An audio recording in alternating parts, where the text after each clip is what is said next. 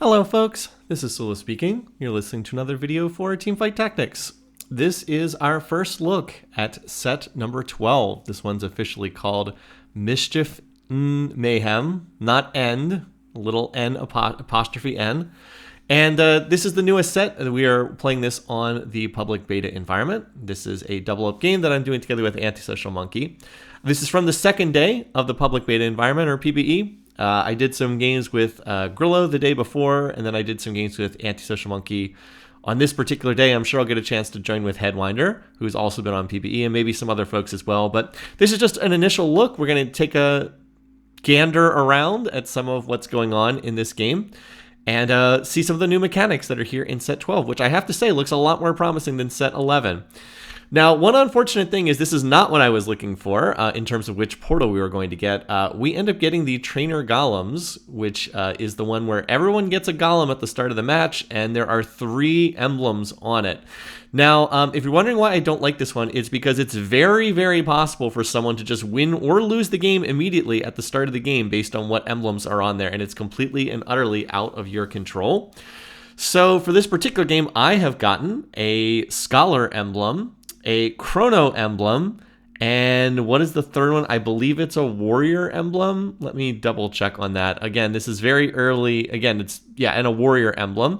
So here at the start of the set, it's really hard to know kind of what all these things are. In particular, I kept thinking that I had Portal trait, which is one of the traits, but no, I have Scholar, Chrono, Warrior, and then I have to now try to build a team around this. Again, you might think that this is something that I would like because it's like, oh, cool, well, it's like you're going to get something different from game to game, and, you get these 3 emblems and you have to play around what you get. Doesn't that sound like something that's fun? It's like, well, I mean, for a single player, this might be fun, but for a competitive multiplayer game, it's all too often that someone will get an emblem on the initial golem, and then they'll get an augment that gives them another +1 to that same augment, to that same trait, and then they have +2 to the trait, and then they can play one of the 8 or 9 chase traits that's normally unavailable, and they just instantly win the game. And it's I don't know. I don't particularly care for it, and especially when I'm trying to learn the set, it's not my favorite. Okay, well, we have new augments here. At least we get a golden, not a prismatic augment to start. I'm looking at the different options here, and I'm going to take this one, which is new, Clockwork Accelerator. Your team gains 5% attack speed every 4 seconds in combat. And this, I imagine, would be an augment that you typically would want to play if you're playing an auto attack based team composition. I would think that you would normally want this if you were going to play, as I said, something that's based on, I don't know, what are the traits? There's a trait in this set called Hunter, which gives you attack damage. It gives you AD. So I would imagine that, like, if you're going to do that and be based around auto attacking, that you would want an augment like this. I'm also going to try to make use of some of the items that I've gotten thus far. But it turns out I think this is actually a pretty good augment for Scholar trait as well. And that's one of the reasons why I picked it. I also didn't really like my other options. I think it's a pretty good fit for Scholar trait, so I will go ahead and read that because I'm actually going to end up playing through Scholar trait in this game. That's a very straightforward trait. Scholar. Scholars gain bonus mana on attack. So it's a mana generating trait, and it is not a team-wide trait, unlike some of the ones we've had in the past. We've had a lot of team-wide mana generating traits. This is not that. Scholars themselves gain bonus mana, and they don't get it passively per second. They get it per attack. So the more Scholars are in, the more mana that they are generating. Scholars 2 is 3 additional mana per attack. So you can see things that gives attack speed actually synergize pretty well with this trait because you want your Scholars to attack faster. So getting a team-wide benefit that gives additional attack speed every few seconds from Chrono trait, that seems like it would be pretty useful here, or at least that's what it seems like to me. It seems like there's some synergy here. Now, I went ahead and got a Bard from Antisocial Monkey. That was his initial send. And Bard is going to be a pretty important unit in my team composition as well because Bard has 3 traits, and 2 of the 3 I'm going to be playing through here. Bard is a Scholar, so he has Scholar trait. He also is a Preserver, and Preserver is basically the Renewer trait from set 5 brought back again. Preserver is your team heals for a percentage of their max health every 3 seconds. If they're full health, restore mana instead. Now, I don't have Preserver trait in at the moment, but it does give a team-wide healing benefit. It's relatively minor, but it's nice to have that ticking health regen in the background. And then the other trait that I have I have Vanguard, which is a tank trait. I'm going to put my tank items on Mordekaiser because he is a 3-cost Vanguard, and I'm going to build around him. And then I also have Warwick, who is also a Vanguard as well. Again, this is a tank trait. There's basically 3 main tank traits in this game. Vanguard, one of the more straightforward ones. I'll read the description here. Vanguards gain 10% durability when shielded. Durability is a new term they're adding in this set. It is damage reduction. So durability is damage reduction. Vanguards gain 10% damage reduction while shielded. Combat start, and again at 50% health, gain a shield for percent of max health for 10 seconds. So Vanguards get shields. They get a shield at the start of the fight, and then they get a shield when they hit 50% health. More ranks in the trait give them more shielding, and it scales off max health. So getting them more health tends to be pretty good because you get a bigger shield. But it's also obviously important to get them armor and MR. And honestly, it's probably more important to get them armor and magic resistance because shields are effectively additional health for all intents and purposes. So if you want to make those shields more effective, they need additional armor and MR. The other 2 main tank traits are Bastion, which I'm not going to be playing through in this game, and Shapeshifters. Bastions do get armor and MR. So Vanguards get shields, Bastions get armor and MR. And then there's Shapeshifters, which get health, but Shapeshifters is a little bit more of a carry-based trait. Because a lot of them actually do have a decent amount of damage. All right, so I am last pick here, which is not amazing. But I'll go ahead and grab this. This is a, what is this? I think this is a Syndra that I grabbed here. It does not actually fit my team composition. Now, I do also want to mention one other thing. You might notice in my shop that on the right-hand side, there is something weird going on there. It says gain a target dummy for 1 round, summon dummy. This is the new mechanic of the set, and this mechanic is charms. So this is our set mechanic. Once every 3rd shop, you will get a charm in the rightmost slot. And the charms have all sorts of different effects. They do cost gold to purchase. Now, this one doesn't cost any gold, so it's just kind of a free one to pick up. And I really should have clicked on this because there's honestly no reason not to get this, to get the free targeting dummy. I just wasn't really paying attention. I actually click on this late, and then I will get it for the next round. So because I clicked on it, I do get it for the next round. But anyway, charms do a whole bunch of different things. Some of them let you reroll the shop. Some of them give you combat power. They'll give you like an additional item, but it only lasts for 1 round. There are a handful that give you a permanent advantage, but they tend to be rarer and cost more money. So charms do all sorts of different things, and so far I'm really liking this as a set mechanic. I think it's pretty cool. Oh, by the way, I also finally find an Ari, which is the unit I was looking for because Ari is a scholar. She will take me up to 4 scholars, and she's also a carry unit. The Bard is a support unit. You really don't want to itemize him for damage. I mean, you can, but it's not going to be that effective. But he's not really a carry unit, and Zoe is a 1 cost, so I don't really want to be playing through Zoe if I can afford it. She's actually okay, but she's also a little bit more of a support unit. I mean, you can re-roll her and try to 3-star Zoe, but Ari is intended to be the early game damage dealer for someone who's playing a Scholars board, so I'm happy I've been able to find that, and I've been able to make a Jeweled Gauntlet for her. Now, if I could just 2-star my board, everything's 1-star except the Warwick, who's just kind of in there as a trait bot. So my board's a little underpowered right now because everything is 1-star, but I do think that there's potential to get stronger here. Anyway, to go back to our point on charms, so I do not get a charm in my shop this round because I had a charm in my shop the last round, so I'm not going to see another charm here at the start of the game.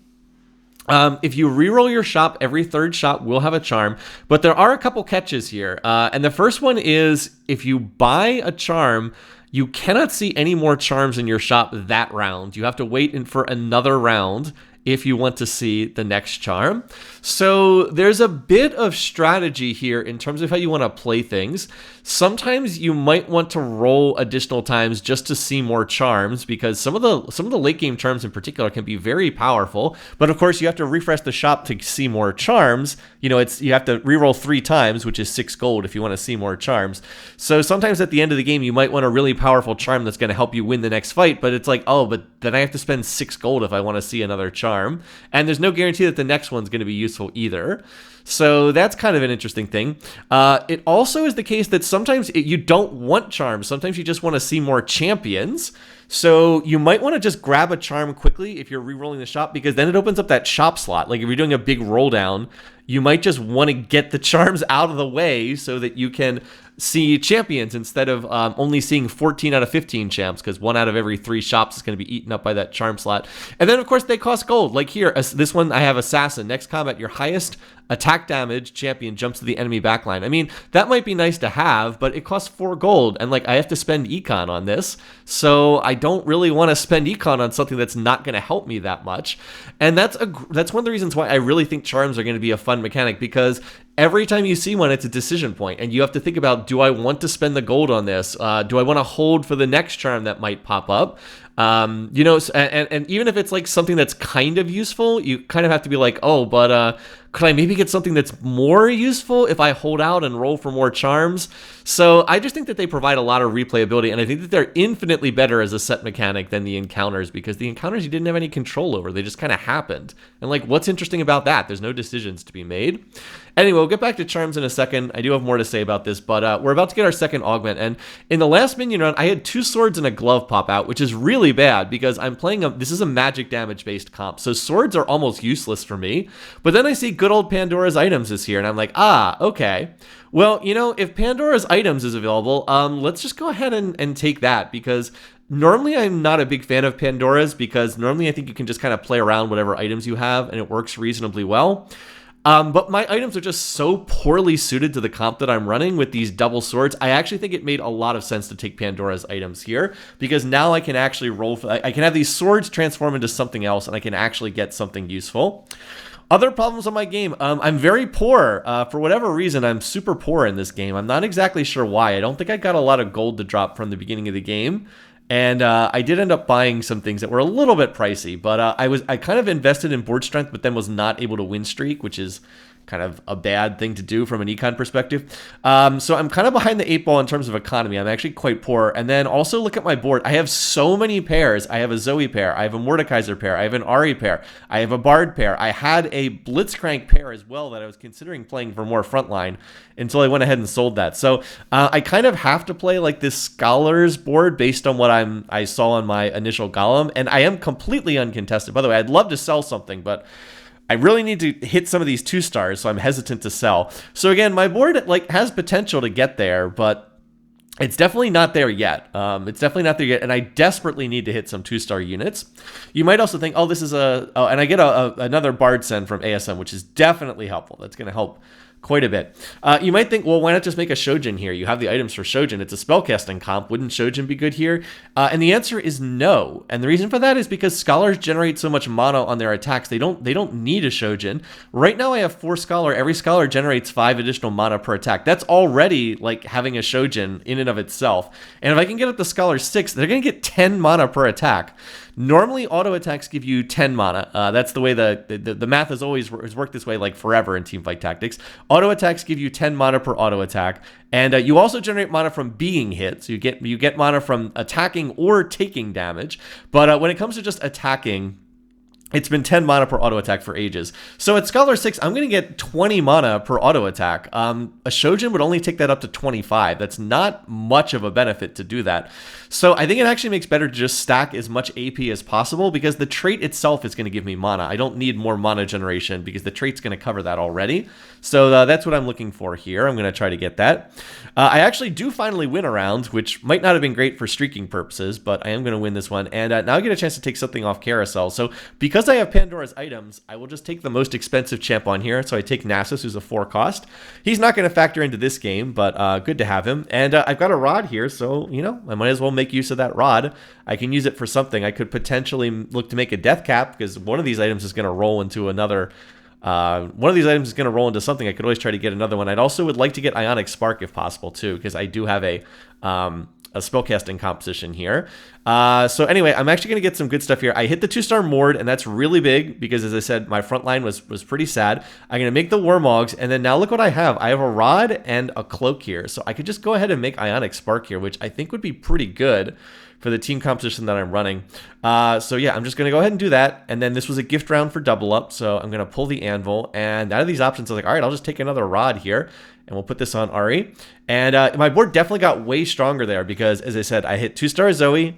She's mostly in there as a trait bot, but, you know, 2-star Scholar unit. She's going to get that extra mana generation per attack, not bad. But the big thing was hitting 2-star Mordekaiser, and I went from a 1-star Mordekaiser who just had a Gargoyle Stoneplate to a Mordekaiser who has a Gargoyle Stoneplate, a Warmogs, an Ionic Spark, and is 2-starred. Like, that's just going to make a massive difference for my board.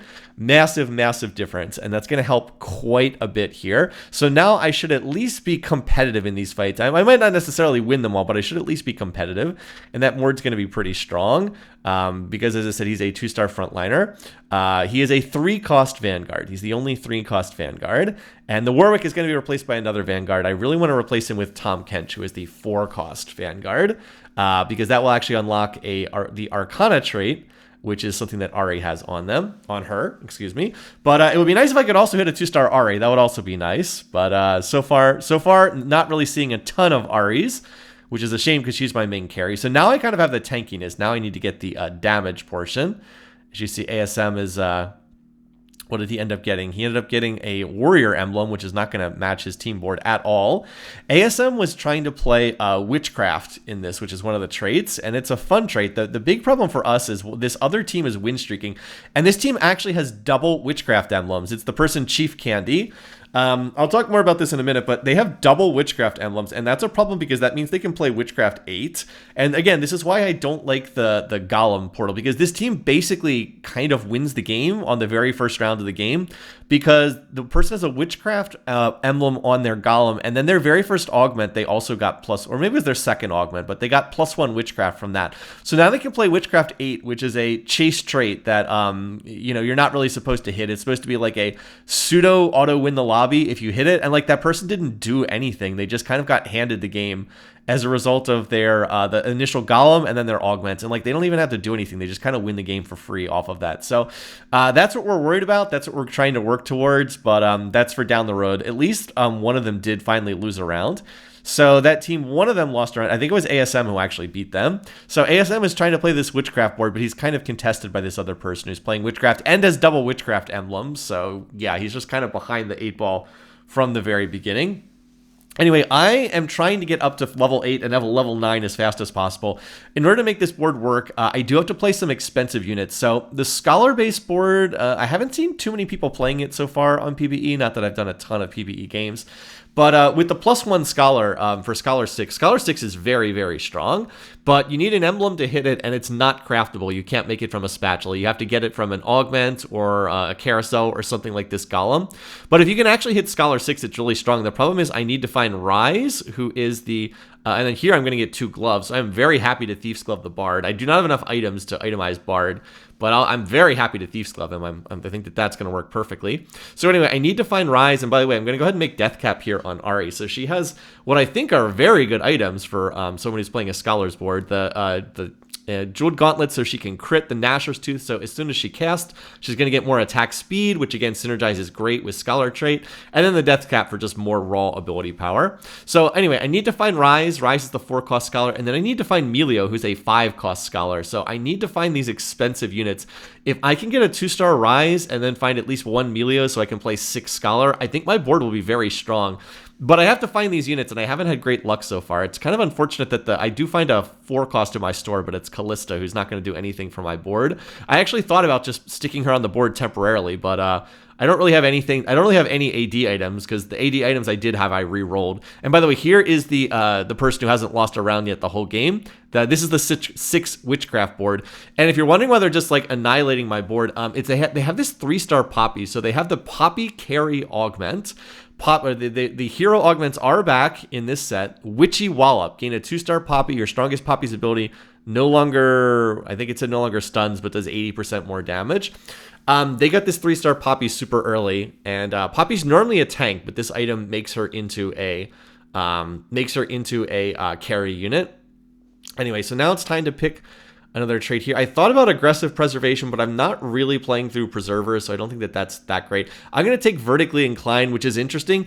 When your team plays a more vertical board, you get more benefits from it, which is kind of amusing to see. So your team does 8% more damage, but if you have fewer traits than your opponent, you deal 16% more damage. So it actually benefits playing very tall on your trait, not going wide, which is kind of amusing. All right, I am going to get a Tahm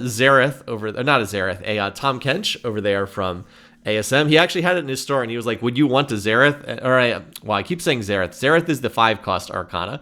Tom Kench. And he was like, do you want this unit? I don't think he really thought that I wanted it, but I was like, yes, I do want this unit. It's actually a really critical unit for my board.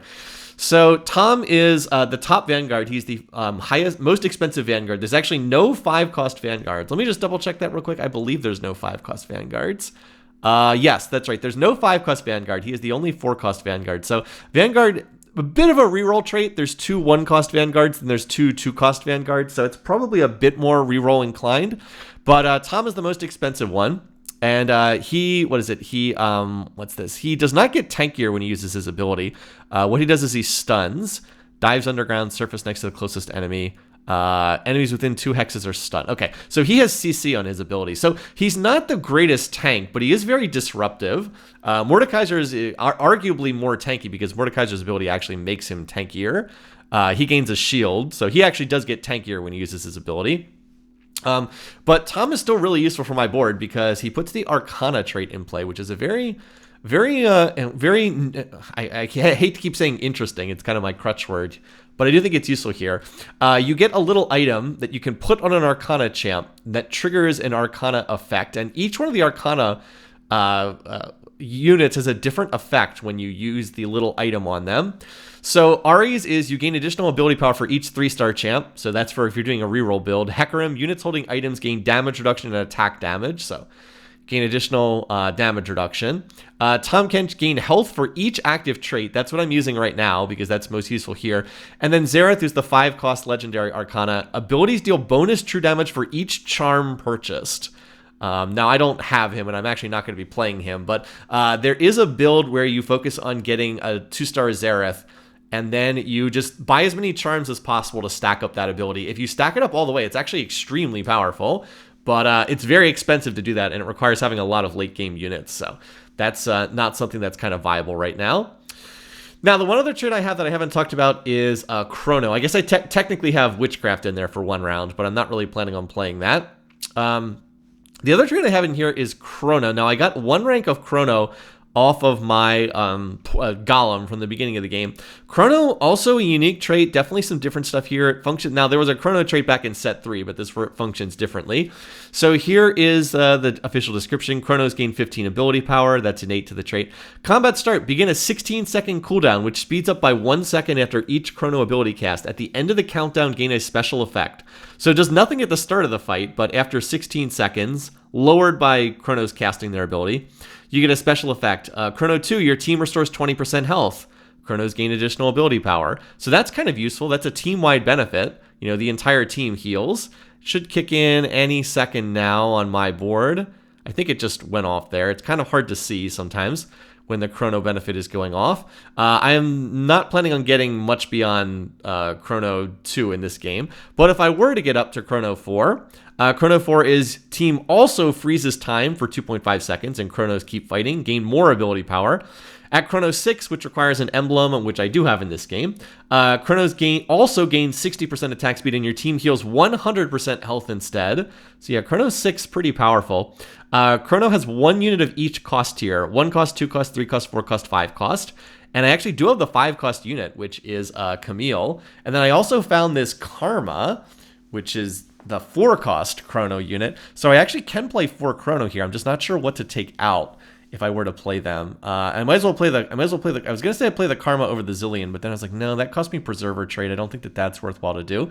So I really want to find Rise and Melio, but if I can't find them, if I just hit like a ton of Karmas and Camille's instead, I could go 4 Scholar, 4 Chrono. I don't think that's gonna be as good because I've kind of configured my board with the expectation that I'm gonna play 6 Scholar, because like I have not taken any mana generating items, as I said. So I think I'm kind of configured to play the 6 Scholar, but if I just can't hit that at all, then we'll go from there. Anyway, we're back to the 3-star Poppy again. One of our concerns is that the hero augments feel like they're a little overtuned. I mean, this is still PBE, so who knows what's going on. But like, this person made an early 3-star Poppy, and they've just win streaked like literally the entire game off the 3-star Poppy. They're not even really playing that well. They're level 7, 30 gold. Like, what are they doing? They should be level 8 by now. They literally, that was the first time they lost a round the entire game. Literally, they had not lost a round the entire game. I don't know why they're not like almost level 9. Anyway, I do get a Briar in my store at 1% odds, and that's going to be a nice fit for Antisocial's board, so I'm going to send that over to him. I was holding some Witchcraft units. We were trying to 2-star some of the Witchcraft units to send over to him, but I never quite hit a Witchcraft unit to 2-star it. And instead I send the Briar, which is a much better send for his board anyway. So again, my board is kind of hanging in there, again, with a lot of help from Antisocial Monkey. He was actually helping me out quite a bit. But I'm still playing through a 1-star Ari, which is nowhere near good enough. Like if I could just find... and there we go. There's the Rise. So I'm very carefully going to sell the Ari without having to lose Ari altogether and transfer these items over to Rise. I also probably should have just bought the... and then I'm going to go ahead and make another tank item for the Tom Kent. I should have just probably bought that charm just to get the charms out of my store because I'm doing a roll down. And then look at this, gain a spatula. I was like, oh, a spatula, but there's actually not really anything I can do with this spatula. Like there's just not much I can do with the spatula. So there's not really any point in spending 15 whole gold if I can't make something with it. Because like Chrono's not a makeable emblem, Scholar's not a makeable emblem, Preserver's not, Vanguard's not. I believe Portal is not either. Like I could do Sugarcraft, but that's no good. Sugarcraft is a stacking trait. It's kind of like Anima Squad or what's the one in the most recent set? There was another related one that stacked up over the course of the game. I'm trying to remember which one that was. Well, it's the set that we just finished right now, and I can't even remember what the trait was. But it's like a stacking trait over the course of the game. It's also like we're like 8-bit or Anima Squad or whatever. So there's not really any point in putting Sugarcraft in this late in the game. You would want to have it in earlier in the game. But anyway, yeah, so I was able to find Rise. Now I really would like to find Rise 2-star. The good news is ASM has found a Melio, who is the 5-cost Scholar. So if I can just get Melio on my board, then I'll be able to play 6 Scholar. And then look at this, there's a Morgana on here. I was like, okay, well I do hit 2-star Tom. That's actually quite big. Gives me more time for my team, but I didn't see how I could get Morgana on the board, so I end up passing on that, which might have been a mistake overall. Gain a copy of each 1-cost champ. What's that going to do? Not a lot at this stage of the game. If you're going for reroll stuff, it might be useful, but copy of each 1-cost champ, not really going to help me at this point in time. Anyway, but I was able to hit 2-star Tom, so that's nice. Again, now if I could just hit like a 2-star Rise, that would be nice. Sure would be helpful if I had a 2-star Rise. And by the way, we're back to the Poppy board again. And if you're wondering why am I seeing this board so often, well, we're actually down to just 2 teams in the lobby. I haven't really been focusing on the other teams much because the set's brand new and we're trying to figure out what the heck's going on here. But yeah, we're down to just this other team already. And fortunately, ASM's board, which is a very weird board, has kind of been carrying us throughout the mid-game. We end up losing that one. And Poppy's the top damage dealer. This is a 1-cost unit. This is pretty ridiculous that this unit is this strong. But as I said, I just need him to send me that Melio. And the send is cooled down. So we're going to put Melio on. We need to get Karma and Camille off the board, which is unfortunate because they're very good units. But I kind of have to drop something to play 6 Scholar, and they're going to have to get dropped here. Alrighty, so I can go ahead and sell them to generate additional econ. And then the thing I really just need is a 2-star Rise here. Anyway, I'm going to hit my lower cost units. But I'm still not really finding that. I wonder if I should pick up the Lightning Strike here, because it's only 3 gold, and there's not that much time left in the game. But, like, see, these are the kind of decisions you have to be making. One of the reasons why I do think the charms are a lot of fun, because it's like, okay, I can get this benefit, deal 10% max health is true damage to all enemies, but it costs 3 gold. Like, do I want to spend the 3 gold? Because I really would like to get to level 9, where I have much better odds to find Melio, and maybe better odds to find Rise as well. So it's like, is it worthwhile to spend that gold? Like, it's kind of a tough choice, right? So it's one of the nice things about this mechanic. It really does make you try to stop and think about whether it's worthwhile to spend that gold. By the way, here we have another carousel. And by the way, there's a portal emblem on this carousel. I was like, oh, by the way, and we also do a first pick. We actually both wanted this, but I asked if I could take it because I actually have 2 out of 3 portal here. And then ASM actually goes ahead. He's trying to find a Briar item, but he actually goes right past a Briar. He could have taken Briar off carousel there. And it turns out the other team grabs that Briar. We were like, oh, where the set's so new, we don't recognize all the units yet. So we're like, that would have been nice. He could have taken that Briar, and then he would have had 2 out of 3 Briars. But he ended up taking a Last Whisper, which is not an okay item on Briar. Probably not one of her best items. So that would have been nice to have. By the way, that team just made 3-star Vagar, so that's going to be a little bit trickier. I did grab the Portal emblem, though. So what does the Portal trait do? Now, this is another one of the big vertical traits in the set. I'll go ahead and read the description. Combat start, portal champion shield for 15 seconds. So they all get a shield. The bigger the portal, the deeper you are in the trait, the more shielding you get. And then here's the description. Objects from other dimensions fly out of a portal every few seconds to help allies and disrupt enemies. The portal becomes 8% stronger for each portal champion star level. At the moment on PBE, this is seen as being kind of an underpowered trait, is kind of the perception is this is not that strong of a trait. I'm sure they'll buff it over time. But Rise's 2 traits are Scholar plus Portal, so I did think it would be helpful to have Portal trait in just because, as I said, he is the unit I'm playing through, and he is the unit that I think would probably benefit from this the most. Plus, it also gives Xerath a little bit of additional shielding. As far as Rise himself, as he gets stomped by Poppy here, gets Goomba stomped by the Poppy. Fortunately, ASM won his round. The good news is the other player, the non-Poppy player, it's actually not that strong. We're actually ahead of them in health now, which is good. Because we've been winning some of these rounds, I thought I was comfortable enough to try to go to level 9. And on level 9, I can slot in that Rakan that's on the bench for Fairy trait. And just look to go from there. We also took the champion duplicator for Antisocial Monkey. And now if he had taken the Briar off the carousel, he would have had 2-star Briars. We were both kind of like, geez, that would have been nice.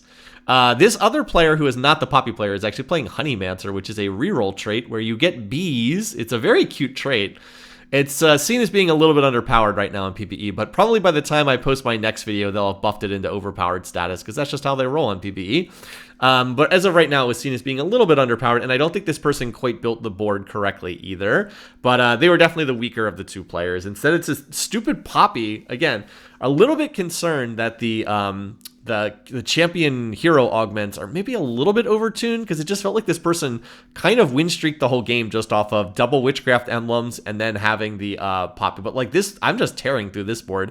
Now that I have the 6 Scholar, I'm so much stronger. I just really need to hit the 2-star Rise, because he's my main carry. And I do win this round, although it's a very narrow win, so I don't have much to go over and help Antisocial Monkey. So can we actually kill this stupid Poppy? Again, Poppy's a 1-cost unit. It really shouldn't be this strong. Maybe when we get into overtime, we can actually beat this unit. So that's the hope. All right, in overtime, we're able to beat this. Well, but then the Cassiopeia is still alive. So it was like, One thing we can't understand is this person's only playing 6 Witchcraft. We have no idea why they are not playing 8 Witchcraft. There's no reason why they shouldn't be playing 8 Witchcraft, because they have the double emblems. It's very easy to play. The 8, I believe you do need double emblems to play 8 Witchcraft. There are 1, 2, 3. Yeah, there's only 6 Witchcraft units, so you can't play Witchcraft 8 unless you have double emblems. And it's an incredibly powerful ability. I'll just read what Witchcraft does, because I'm about to put it in myself, and Antisocial's playing through the trait too. Okay, so Witchcraft. Witchcraft abilities apply a curse to enemy for 4 seconds. When the cursed enemy dies, the curse spreads to the nearest enemy. Cursed enemies become Curse 2, smaller. They lose 150 of their max health. Curse 4, N green, healing the lowest health witch for 18% of damage taken. Curse 6, N frail, taking 25% bonus true damage from witches. Witchcraft 8, End a frog, stunned for 2 seconds every 8 seconds. All other curse effects increase by 50%. Again, Witchcraft 8 is extremely powerful, so why they're not playing it, we have no idea, but the game just would have been over if they had played it, so we're really glad that they didn't. I am going to slot the Morgana on the board because she gives me Witchcraft. She also gives me another rank of Preserver trait, so I'm quite happy with that. And then out of my item anvil here, I'm going to go ahead and grab a Thief's Glove. I was able to find 1 Rise, but where's my other Rise? I'm stuck on 2 out of 3 Rises, 2 out of 3 Melios, which is pretty annoying. I'm like, where's my Thief's Glove? Come on. There's this long-standing bug. All right, it finally pops up, and now I can put it on Morg. Morg is a 5-cost. She's obviously a very strong unit. All the 5-cost units are strong. Very useful trait. She has Witchcraft, which is her vertical trait, but then she also has Preserver trait as well. And again, remember, Preserver is the one that gives a team-wide healing benefit. Everybody heals for a percentage of their max health every 3 seconds. So she is great to slot in here at the late game. I was already playing Preserver trait, and now I just have even more Preserver, so I get even more healing. So I'm just still looking, can I find this Rise? I found another, and there we go, finally I find this. And then I also had this component on my bench roll into a glove, which is what I was waiting for. And I'm going to put that on Melio, so Melio now has a Thief's Glove as well. So I'm pretty happy with my itemization. I have 3 Thief's Gloves in this game, and that's great because, like, I don't really have any more components to put on these units. Like, I just don't have enough components to fully itemize Morg or Bard. So I've got 2 full tanks in the Mordekaiser, plus the Tahm Kench, and then I've got a main damage carry in the Rise, who's finally 2-starred, and then I have some Thief's Gloves on my other key units. So as I said, I'm pretty happy with how that's playing out here. As far as what Melio does, he gives items to other units on your board. I'll read his official description, but that's the main thing that he does. Where is Melio? Over here, Scholar. All right, here we go. Melio, throw 2 completed items to allies with open slots. If an ally has no room for items, they instead gain a damage amp for the rest of combat. And then throw 3 knickknacks at enemies that deal magic damage. So the main thing he does is he puts items on your other chances. We finally take down this ridiculous Poppy. But he mostly gives your other team items. So he's like Orin from the previous set. Very, very useful. But there's not much point in putting like AP stuff on him. It's not, I mean, it's not bad, but it's not really going to do that much. I also should definitely buy the big surprise here, because if we win this round, the game is over. And then as far as Rise just basically deals damage. He's like a standard carry. Rise, open portals that fire a total of 12 magic bolts, split among the 4 closest enemies. Each bolt deals magic damage. So yeah, he just deals damage. He opens portals that deal damage. So anyway, I think my board is quite strong here. By the way, here I find a Briar in the store, and I was like, that's 2-star Briar for ASM if I send it over. So even though it hurts to sell the Melio, I'm going to do that because if we win this round, the game is over, and we definitely want to win this game. So we're going to do that. I'm going to send it over. By the way, there's a 4-star Poppy on the other board. I was like, wait, what? How is the Poppy a 4-star unit? Well, some of the charms, there are some charms that cause your 1 and 2 cost units to gain an additional star level. And normally that wouldn't matter at this stage of the game, but that Poppy going to become a 4-star unit, yeah. So the Poppy literally solos the entire board, kills all my units, then kills all of ASM's units. It did 15,000 damage, but we beat their partner, so the game is over. So the game is over, fortunately. But I am a little bit concerned. Feels like the champion hero augments may be a little bit too strong. I hope they tone them down a little bit, because that person literally just played through the Poppy the entire game, and it was still their top damage dealer on stage 6, which should not be the case. All right, well, what do I think of the set so far? I'm really liking the charms. I do not think this is just the newness factor at Operation. If you can go back and watch my videos for the previous set 11, literally on like the first and second video, I'm like, yeah, I don't think these encounters are a good mechanic. I said that immediately. I was like, I just don't like these. I think these are pretty bad, and I think it's going to hurt the set. So I am not saying that here. I do like the charms. They're a little gimmicky, I'm not going to lie, but they introduce a lot of interesting decisions, and I like the fact that you, the player, are making the choices with them. Also, what was one of the big problems with the game? Too much econ. There's too much gold in set 11. What does charms do? A chance to dump that econ. It's a chance to spend that money. So I think it kind of solves 2 problems at once. Anyway, thanks for watching. Thanks for listening. I hope you enjoyed this. Until next time, take care, folks. Let's hope we have a good set. And until then, I'll see you again soon.